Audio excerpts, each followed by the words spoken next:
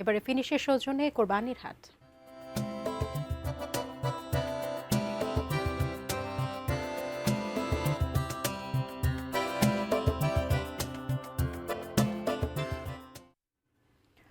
সিলেটের শেষ মুহূর্তে জমে উঠেছে কোরবানির পশুর হাট। ক্রেতা বিক্রেতাদের হাঁক ডাকে সরগরম বাজার। এ বিষয়ে সিলেট মহানগরীর কাজের বাজার পশুর হাট থেকে বিস্তারিত জানিয়েছেন প্রতিনিধি কামরুল ইসলাম মাহি।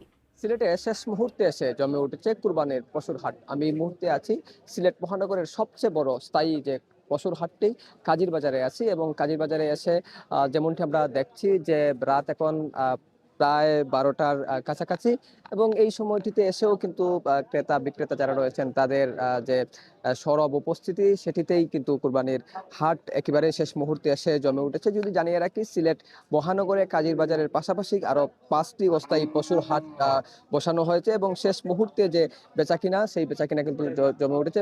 দেশের বিভিন্ন প্রান্ত থেকে পাইকাররা নানা রঙের নানা বাহারি রকমের গরু নিয়ে তারা এখানে এসেছেন, এবং আমরা বিভিন্ন হাট ঘুরে যেমনটি দেখেছি যে এখনো পর্যন্ত বেচা কেনার যে অবস্থা, সেটি কিন্তু এখনো পর্যন্ত আসলে পুরোপুরি জমে ওঠেনি। তো অনেকে আবার ছাগল বেড়া নিয়েও এসেছেন, এবং অনেক পাইকার আমরা দেখেছি দেশের বিভিন্ন প্রান্ত থেকে 10টি 12টি 50টির মতো আসলে গরু নিয়ে এসেছেন, এবং বিক্রেতা যারা রয়েছেন তারা বলছেন দেশের অন্যান্য অঞ্চল থেকে প্রবাসী অধ্যুষিত সিলেট অঞ্চলে গরু নিয়ে আসার অন্যতম উদ্দেশ্য হচ্ছে কারণ এই অঞ্চলে সবচেয়ে গরু বেশি বেচা কিনা হয়, এবং তারা ভালো যে দাম সেটি আসলে তারা পান।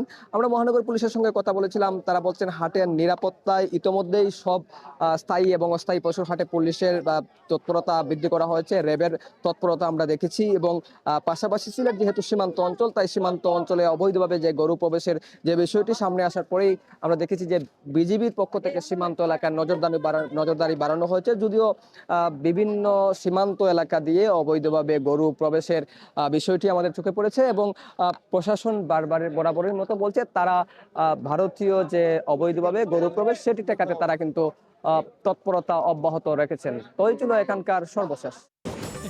ফিনিশ আপনার ঘরবাড়ি ও আঙ্গিনার সকল কীটপতঙ্গ ধ্বংস করে।